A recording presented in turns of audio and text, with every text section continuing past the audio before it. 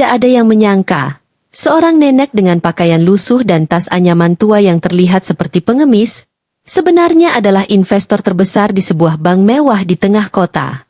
Tapi hari itu, nenek itu dipermalukan di depan umum.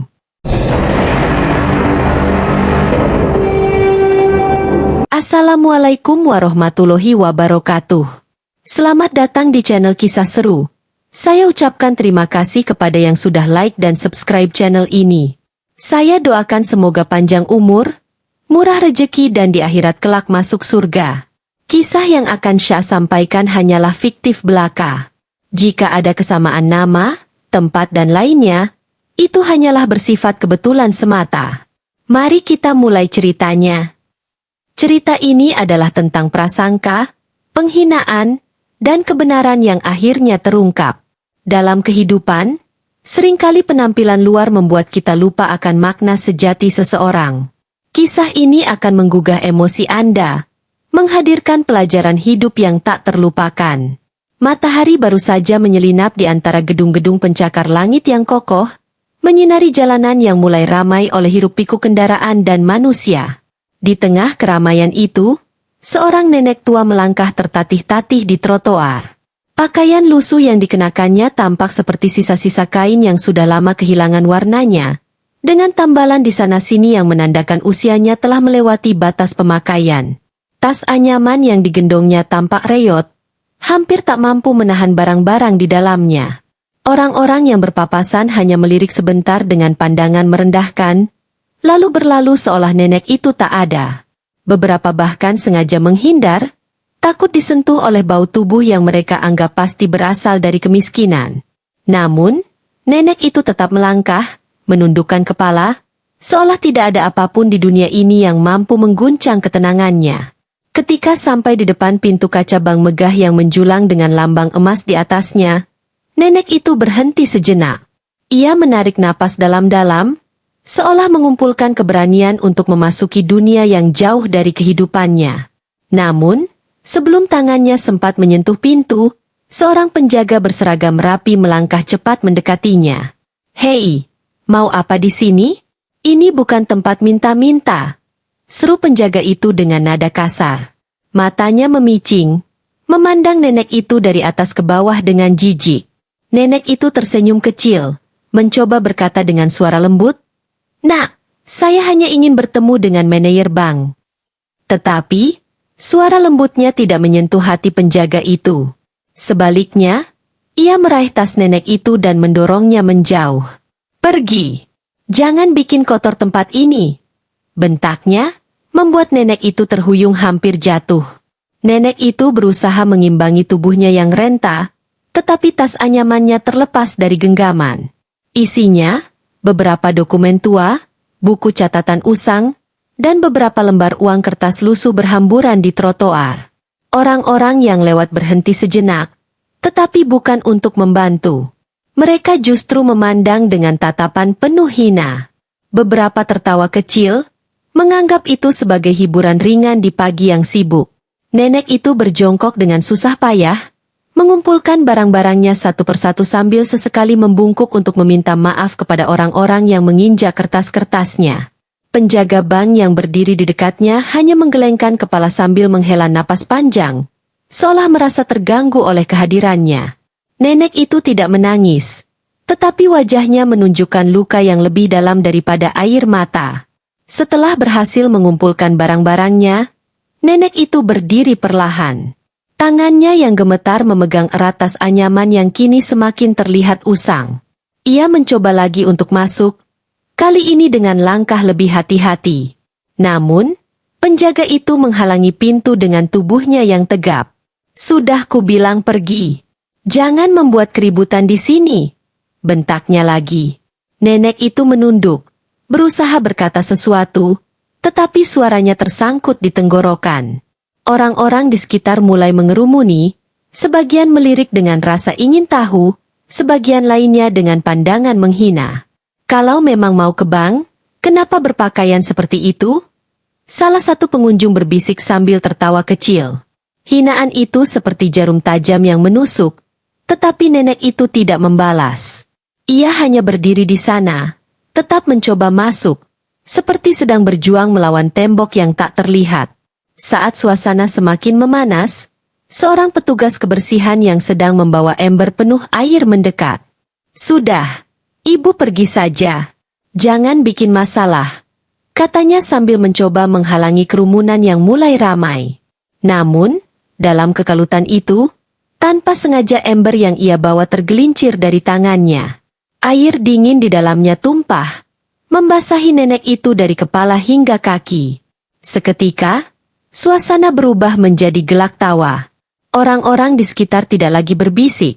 Mereka tertawa keras, menunjuk nenek yang kini basah kuyup dengan rambut putihnya yang menempel di wajah. "Itulah akibatnya kalau maksa," seru salah satu dari mereka. Namun, nenek itu tidak berkata apa-apa. Ia hanya berdiri di sana, tubuhnya yang renta menggigil karena dinginnya air dan dinginnya hati manusia di sekitarnya.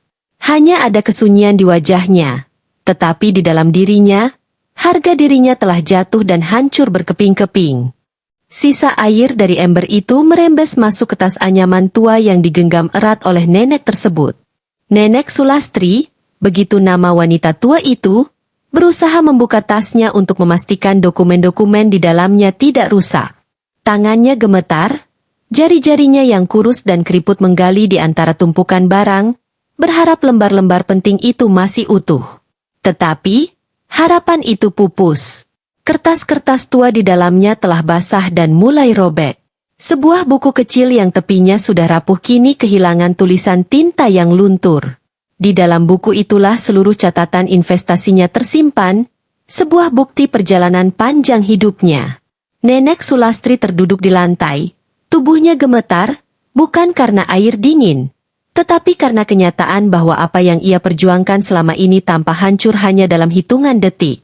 Orang-orang di sekitarnya masih tertawa, beberapa mengambil foto dengan ponsel, tanpa rasa iba terhadap wanita tua yang sedang berjuang mengumpulkan sisa-sisa harapan dari hidupnya. "Kenapa tidak tinggal di rumah saja? Nek, mau apa datang ke sini? Memalukan sekali," kata seorang pria muda yang berdiri di dekatnya. Suaranya keras, penuh ejekan, cukup lantang untuk membuat orang-orang di sekitar tertawa lagi. Nenek Sulastri tidak membalas. Ia hanya menunduk sambil terus memegang erat tas anyamannya yang kini basah dan berantakan. Air menetes dari ujung rambutnya, menambah kesan bahwa ia tidak lebih dari seorang pengemis tua yang tersesat di tempat mewah. Namun, di balik diamnya, ada luka yang menganga lebar. Kata-kata itu menusuk lebih tajam daripada tusukan pisau. Ia mencoba berdiri, tubuhnya yang lemah bergetar di bawah tatapan orang-orang yang terus menertawakannya. Hinaan itu seperti lonceng kematian yang menggema di telinganya, menghancurkan setiap sisa keberanian yang ia miliki. Tidak ada air mata yang jatuh dari matanya. Bukan karena ia tidak ingin menangis, tetapi karena tangisnya sudah habis bertahun-tahun lalu. Ia sudah terbiasa dihina, dipandang rendah, dan dilupakan. Namun, tidak pernah ia merasa serendah hari ini. Ketika ia memutuskan untuk datang ke bank itu, ia membawa harapan kecil untuk bisa melihat bahwa hasil kerja kerasnya selama ini masih aman, bahwa ada secercah penghormatan yang tersisa untuknya. Tetapi, dunia seolah mengingatkan bahwa tidak ada tempat untuk orang seperti dia di sini. Dengan langkah tertatih, ia mencoba berjalan ke meja resepsionis. Pakaian basahnya meneteskan air di lantai mengilap bank yang mewah itu. Setiap langkah terasa seperti duri yang menusuk, dan setiap tatapan sinis yang ia terima adalah palu yang menghancurkan hatinya. Saat ia sampai di meja resepsionis, seorang wanita muda dengan seragam rapi menyambutnya dengan pandangan mencemooh. "Ibu, apa tidak salah tempat?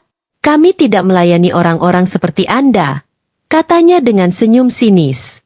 Nenek Sulastri mencoba menjelaskan dengan suara lembut, "Nak, saya hanya ingin bertemu manajer. Saya punya urusan penting." Namun, wanita itu malah mendengus. "Manajer? Ibu pikir siapa Anda? Orang-orang seperti Anda tidak bisa seenaknya minta bertemu manajer," katanya dengan suara meninggi.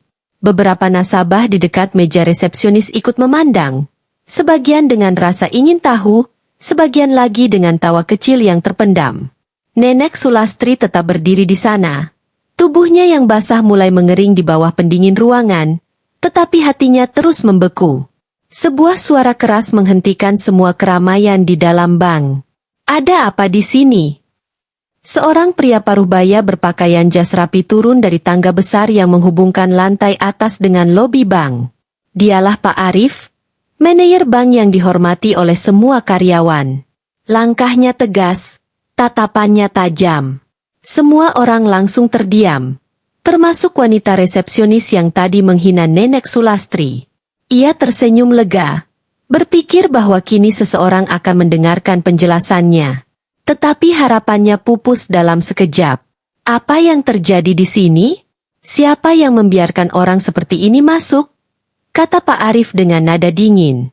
Ia memandang Nenek Sulastri dengan tatapan yang sama seperti yang lainnya, penuh penghinaan. Ibu, jika Anda tidak punya keperluan resmi, saya harap Anda pergi.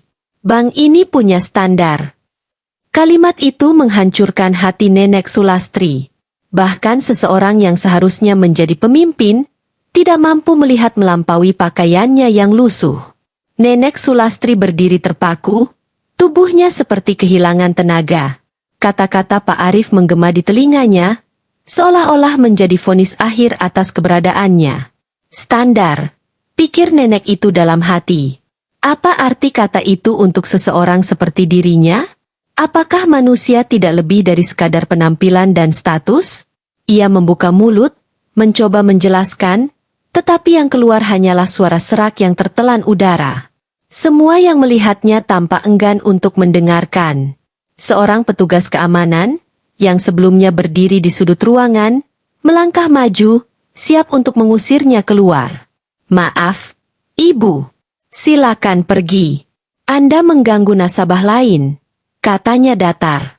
Dengan lelah, Nenek Sulastri meraih tas anyamannya yang masih basah. Langkahnya berat, tetapi ia tetap berjalan ke arah pintu. Semua mata mengikuti gerakannya, tetapi tidak ada satupun tangan yang terulur untuk membantu. Saat pintu kaca bank tertutup di belakangnya, dunia terasa sunyi bagi Nenek Sulastri.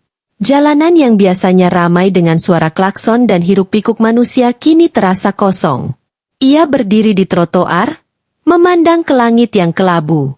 Hujan mulai turun perlahan, menambah dingin pada tubuhnya yang sudah menggigil sejak tadi.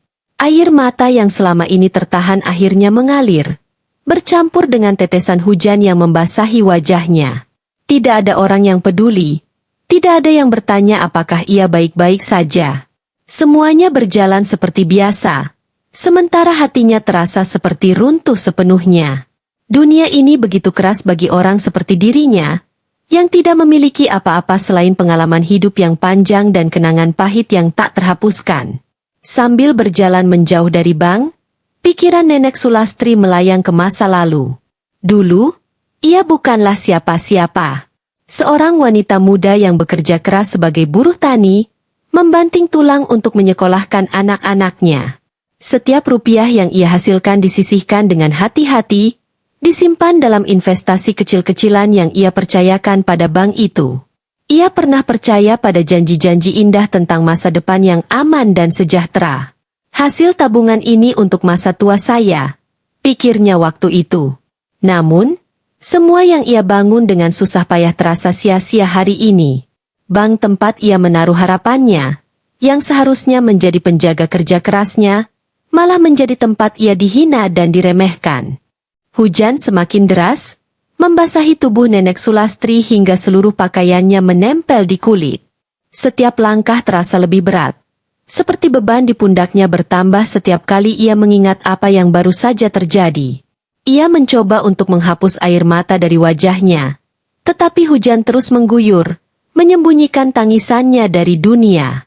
Orang-orang yang berpapasan dengannya hanya melihat seorang wanita tua dengan pakaian basah yang lusuh, tidak tahu bahwa di balik sosok itu ada hati yang hancur lebur. Apa salah saya? Bisiknya lirih kepada dirinya sendiri. Tidak ada yang menjawab, hanya suara hujan yang terus turun, menyelimuti kesedihannya dalam keheningan yang menyakitkan. Di tengah keterpurukan itu, Nenek Sulastri tiba-tiba berhenti di bawah sebuah pohon besar di pinggir jalan. Ia membuka tasnya yang basah dan merogoh isinya. Tangannya menemukan sesuatu. Sebuah amplop coklat yang meskipun basah, masih utuh. Amplop itu berisi dokumen investasi yang lebih baru, sesuatu yang belum sempat ia serahkan ke bank untuk diperbarui. Harapan kecil itu kembali menyala di matanya yang lelah. Mungkin masih ada jalan, gumamnya pelan. Namun, rasa sakit karena perlakuan yang ia terima tadi belum juga hilang. Hatinya bergolak antara ingin kembali memperjuangkan haknya atau menyerah pada kenyataan. Ia menatap amplop itu dengan tatapan yang penuh keraguan. Tetapi di balik keraguan itu, ada secercah keberanian yang perlahan bangkit. Di bawah pohon itu, Nenek Sulastri memandangi amplop coklat di tangannya. Tubuhnya gemetar, bukan hanya karena dinginnya hujan yang meresap hingga ke tulang, tetapi juga karena perasaan takut dan tidak berdaya. Amplop itu adalah satu-satunya bukti nyata dari kerja keras bertahun-tahunnya.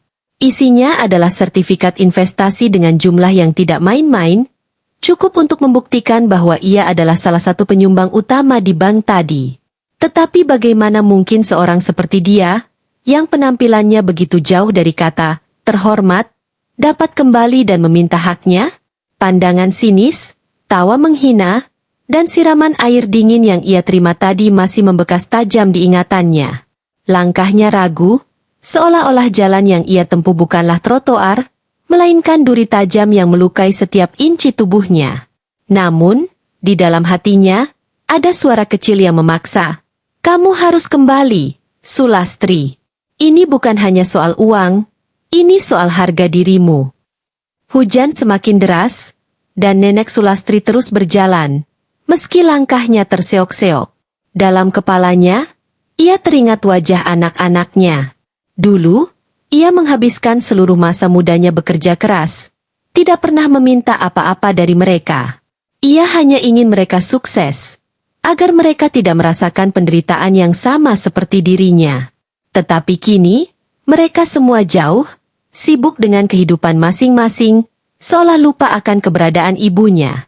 Apa yang akan mereka pikirkan jika tahu ibunya diperlakukan seperti ini? Pikirnya.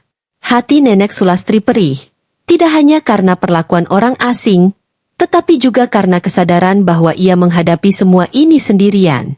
Namun, justru kesendirian itulah yang membuatnya ingin terus bertahan. Jika ia tidak memperjuangkan dirinya sendiri, siapa lagi yang akan melakukannya? Saat Nenek Sulastri tiba di persimpangan jalan, hujan mulai reda, meninggalkan genangan air di sepanjang trotoar. Ia berhenti sejenak, memandang bayangan dirinya yang tercermin di genangan air. Wajah yang dulu penuh semangat kini terlihat begitu lelah dan penuh garis-garis usia. Apa yang sudah terjadi dengan diriku? Pikirnya. Ia mengingat kembali hari-hari ketika ia masih muda dan kuat, mampu mengangkat beban berat dan bekerja dari subuh hingga senja. Tetapi kini, tubuhnya yang renta dan tangan gemetar tampaknya hanya menjadi pengingat bahwa waktu tidak pernah berpihak pada siapapun. Ia ingin menyerah, ingin pulang dan melupakan semuanya. Tetapi di balik bayangannya sendiri, ia seolah melihat sosok suaminya yang sudah lama meninggal.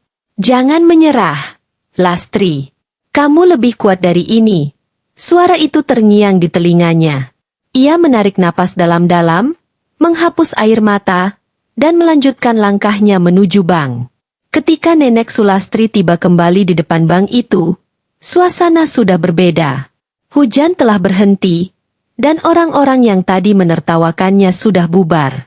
Ia berdiri di depan pintu kaca yang besar, menatap bayangannya sendiri yang memantul di permukaan kaca. Kali ini, tidak ada penjaga yang menghalangi langkahnya. Mungkin karena mereka berpikir ia tidak akan kembali.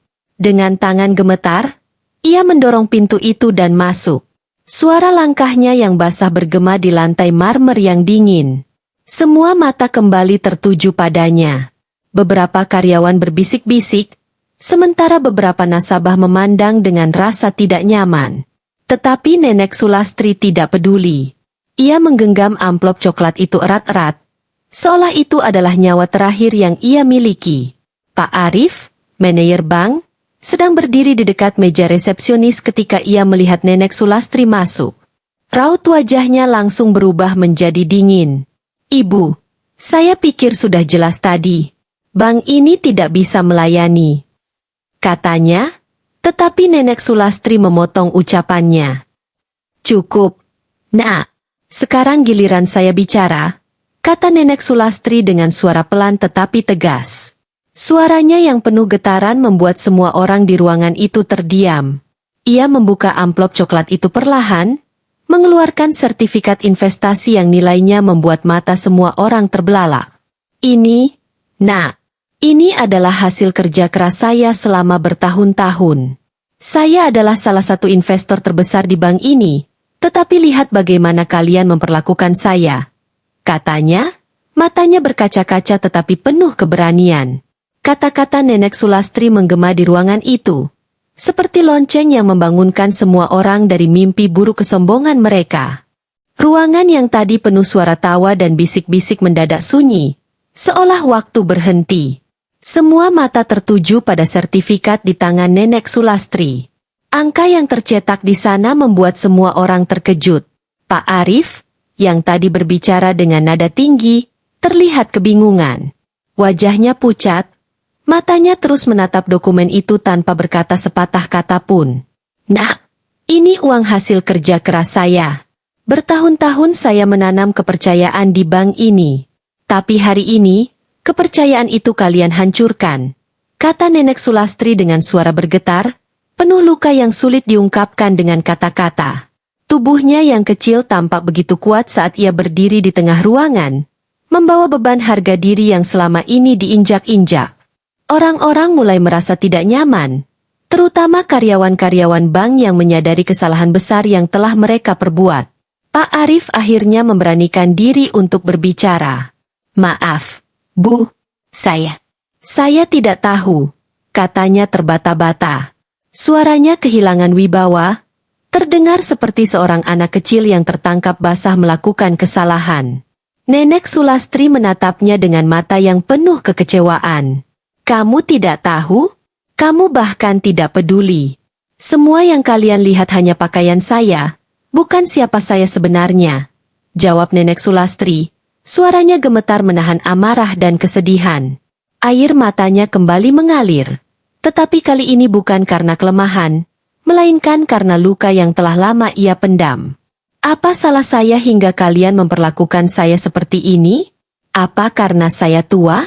Karena saya tidak berpakaian seperti kalian? Lalu, di mana letak nilai manusia?" Pertanyaannya menggema di dalam ruangan, menusuk hati semua orang yang mendengarnya. Wanita resepsionis yang tadi menertawakan Nenek Sulastri kini menundukkan kepala, tangannya gemetar memegang pulpen. Beberapa nasabah yang tadi diam kini mulai menyekam mata mereka yang basah. Perlahan, rasa malu mulai menjalari hati semua orang di ruangan itu. "Saya menabung di sini karena saya percaya. Saya ingin ada masa depan untuk saya dan anak-anak saya. Tetapi hari ini, saya sadar, kalian tidak pernah peduli pada orang seperti saya. Kalian hanya peduli pada penampilan, pada status," lanjut Nenek Sulastri. Suaranya yang pecah membuat setiap orang di ruangan itu merasakan rasa bersalah yang mendalam. Tawa yang sebelumnya memenuhi ruangan kini tergantikan oleh isakan pelan. Tidak ada lagi cemoohan, tidak ada lagi bisik-bisik. Hanya keheningan yang dipenuhi rasa bersalah. Pak Arif melangkah maju dengan tangan gemetar. Ia menunduk dalam-dalam di depan Nenek Sulastri. "Maafkan kami, Bu. Saya benar-benar tidak tahu Anda adalah investor utama kami. Perilaku kami sangat salah," katanya, suaranya terdengar penuh penyesalan. Namun, Nenek Sulastri tidak tertarik pada permintaan maaf itu. "Ini bukan soal siapa saya atau berapa uang saya. Ini soal bagaimana kalian memperlakukan manusia. Hari ini saya mungkin membawa dokumen ini, tetapi bagaimana jika saya tidak punya apa-apa? Apakah kalian akan terus memperlakukan saya seperti sampah?" Tanyanya tajam. Semua orang terdiam, termasuk Pak Arif. Pertanyaannya menusuk seperti belati, mengingatkan semua orang bahwa martabat seseorang tidak diukur dari apa yang mereka miliki. Dalam keheningan itu, Nenek Sulastri berdiri lebih tegap. Ia menatap sekeliling ruangan, melihat wajah-wajah yang penuh rasa malu dan penyesalan. "Ingat ini baik-baik, Nak," katanya. Kali ini suaranya lebih tenang tetapi penuh makna. "Hidup ini bukan tentang uang atau penampilan. Hidup ini tentang bagaimana kita menghargai sesama manusia. Apa yang kalian lakukan hari ini akan saya ingat seumur hidup. Tetapi lebih dari itu, saya berharap kalian juga mengingatnya, agar tidak ada lagi orang tua atau siapapun yang diperlakukan seperti saya." Setelah berkata demikian, ia menyerahkan dokumen itu ke meja resepsionis dan berjalan keluar tanpa menunggu balasan. Langkahnya perlahan tetapi pasti, meninggalkan keheningan yang menggema di dalam ruangan. Air mata menetes di wajah banyak orang, dan di hati mereka, luka kesadaran itu akan terus mengingatkan mereka untuk selamanya. Nenek Sulastri melangkah keluar dari pintu bank dengan hati yang penuh luka, tetapi kepalanya tetap terangkat tinggi. Hujan sudah berhenti, meninggalkan aroma tanah basah yang menyatu dengan udara dingin. Jalanan di depannya terasa panjang dan sunyi. Langkahnya lambat, seolah-olah setiap jengkal trotoar menahan beban rasa sakit yang baru saja ia alami. Di tangannya, tas anyaman yang basah masih tergenggam erat.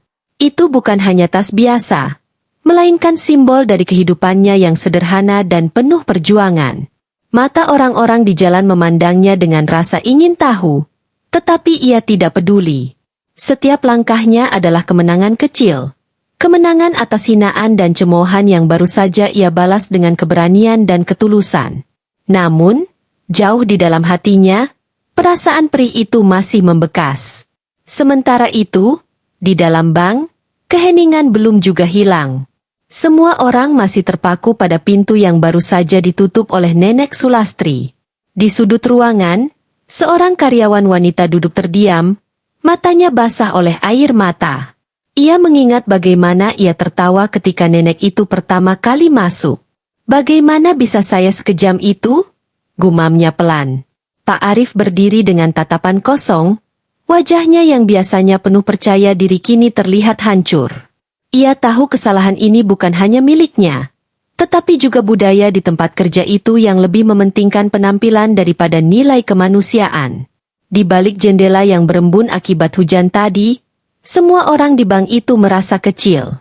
Mereka tidak hanya kehilangan rasa hormat pada diri sendiri, tetapi juga kehilangan rasa percaya pada kemanusiaan. Seorang petugas keamanan yang tadi mengusir Nenek Sulastri kini duduk di tangga luar bank. Ia memegang topinya dengan kedua tangan, menunduk dalam-dalam. Bayangan nenek itu, basah kuyup, gemetar, tetapi penuh keberanian, terus menghantui pikirannya.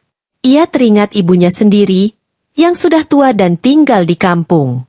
"Apa jadinya kalau ibu saya diperlakukan seperti itu?" pikirnya dengan hati yang sesak. Tiba-tiba, air mata jatuh tanpa bisa ia tahan. Ia ingin berlari mengejar nenek itu, ingin meminta maaf, tetapi kakinya seolah tertahan oleh rasa malu yang mendalam. Ia hanya bisa duduk di sana, merasakan penyesalan yang datang terlambat. Di dalam hatinya, sebuah janji lahir. Ia tidak akan pernah lagi menilai seseorang hanya dari apa yang terlihat di luar. Saat Nenek Sulastri berjalan menyusuri trotoar, langkahnya terhenti oleh suara pelan dari belakang. "Nek, tunggu." Ternyata seorang pemuda berjas rapi yang tadi menjadi salah satu saksi di bank itu berlari mengejarnya. Nafasnya tersengal, tetapi matanya penuh dengan rasa hormat. "Saya ingin meminta maaf atas apa yang terjadi di dalam tadi. Saya tidak bisa diam saja melihat ketidakadilan itu," katanya dengan nada tulus. Nenek Sulastri menatap pemuda itu dengan mata yang lelah tetapi hangat. Ia hanya mengangguk pelan, tidak mengatakan apapun. Pemuda itu merogoh tasnya dan mengeluarkan sebuah payung serta beberapa lembar uang. "Tolong terima ini, Nek. Ini bukan untuk mengganti rasa sakit hati Anda, tetapi setidaknya biar Anda tidak kehujanan lagi," katanya dengan suara bergetar. Nenek Sulastri tersenyum kecil, menolak uang itu, tetapi menerima payungnya. "Terima kasih, Nak," Kamu telah mengingatkan saya bahwa masih ada kebaikan di dunia ini, ucapnya pelan. Pemuda itu hanya bisa melihat punggung Nenek Sulastri yang perlahan menjauh. Payung kecil di tangannya menjadi simbol keberanian dan keteguhan hati. Ia berdiri diam di trotoar, memikirkan apa yang baru saja ia saksikan. Sementara itu, Nenek Sulastri melanjutkan perjalanannya, menyusuri jalan-jalan yang basah dengan hati yang lebih tenang. Di tengah semua luka yang ia rasakan, ia menyadari bahwa hidup ini memang penuh dengan ketidakadilan, tetapi juga dipenuhi dengan secercah kebaikan yang tidak boleh ia abaikan. Keteguhannya hari ini bukan hanya pelajaran untuk orang-orang di bank itu, tetapi juga untuk dirinya sendiri. Di setiap langkahnya, ia membawa harapan bahwa dunia, meskipun kejam, masih bisa berubah menjadi tempat yang lebih baik. Langit sore mulai berubah warna, memancarkan semburat oranye dan merah muda, seolah ikut menyaksikan perjalanan Nenek Sulastri. Kakinya melangkah perlahan, tetapi hatinya terasa lebih berat dari sebelumnya. Setiap ingatan tentang hinaan dan cemoohan tadi kembali menghantam seperti ombak yang tak henti. Ia berhenti sejenak di pinggir jalan, menatap payung kecil pemberian pemuda tadi. Payung itu tampak sederhana, tetapi maknanya begitu dalam. Seperti perlindungan kecil dari dunia yang penuh ketidakadilan. Angin sore menyapu wajahnya yang masih basah oleh sisa air hujan dan air mata. Ia menarik napas dalam-dalam, mencoba menenangkan gejolak di dadanya. Tetapi saat ia memejamkan mata, bayangan suaminya yang telah lama pergi seolah hadir, tersenyum hangat, memberinya kekuatan yang ia butuhkan untuk melanjutkan perjalanan hidup ini. Di sebuah warung kecil di ujung jalan, Nenek Sulastri duduk untuk beristirahat. Pemilik warung, seorang wanita paruh baya yang ramah, menyuguhkan segelas teh hangat tanpa diminta. Ibu kelihatan lelah. "Minum dulu, Nek," katanya dengan senyum tulus. Nenek Sulastri hanya mengangguk pelan, tak mampu berkata-kata. Wanita itu mengingatkan Sulastri pada anak-anaknya, yang dulu sering ia peluk setiap malam sebelum tidur. Hati kecilnya merindukan kehangatan itu, pelukan yang kini terasa seperti kenangan yang jauh. Matanya berkaca-kaca, tetapi ia menahan diri agar air mata tidak kembali jatuh. "Terima kasih, Nak," ujarnya akhirnya, dengan suara yang hampir tidak terdengar. Wanita itu hanya tersenyum, tak tahu bahwa tindakan kecilnya baru saja menyentuh hati yang sedang terluka parah. Saat teh itu mulai menghangatkan tubuhnya, Nenek Sulastri terseret dalam arus kenangan. Ia teringat bagaimana dulu ia dan suaminya bekerja keras membangun kehidupan dari nol. Mereka menjual hasil kebun, menghemat setiap rupiah, dan menyisihkan uang untuk masa depan anak-anak mereka. Semua itu dilakukan tanpa keluh kesah, hanya dengan harapan agar anak-anak mereka bisa hidup lebih baik. Tetapi waktu berlalu, suaminya meninggal, dan anak-anaknya mulai menjauh, sibuk dengan kehidupan mereka sendiri. Ia tidak pernah menyalahkan mereka, tetapi luka itu tetap ada, menggerogoti hati kecilnya. Air matanya jatuh perlahan, membasahi cangkir teh yang ia pegang. Namun, ia menghapusnya cepat-cepat, berusaha menutupi kesedihannya dari wanita pemilik warung yang masih sibuk melayani pelanggan lain. Nenek Sulastri berdiri, mengembalikan cangkir teh kosong itu ke meja, lalu mengeluarkan beberapa lembar uang dari tas anyamannya. Wanita pemilik warung menolak dengan halus. "Sudah, Nek, saya traktir. Anggap saja ini rezeki saya hari ini." Nenek Sulastri terdiam, hatinya tersentuh oleh kebaikan kecil yang terasa begitu besar di tengah cobaan yang ia alami. Ia memegang tangan wanita itu dengan lembut. "Terima kasih, Nak. Semoga hidupmu selalu diberkahi," ucapnya dengan tulus. Wanita itu tersenyum, tetapi ia tidak tahu bahwa kebaikan kecilnya baru saja memberikan secercah cahaya di hati Nenek Sulastri yang hampir padam. Dengan payung kecil di tangan, nenek itu melanjutkan perjalanannya, membawa harapan baru bahwa dunia ini, meskipun penuh kepahitan, masih memiliki ruang untuk kebaikan. Malam telah tiba ketika Nenek Sulastri akhirnya tiba di rumah kecilnya di pinggir desa. Rumah itu gelap dan sunyi, hanya ditemani suara jangkrik yang terdengar di kejauhan. Ia membuka pintu kayu yang sudah lapuk, masuk ke dalam, dan duduk di kursi rotan tua yang menjadi satu-satunya tempat ia merasa nyaman. Dalam keheningan itu, ia menatap foto keluarga yang terpajang di dinding.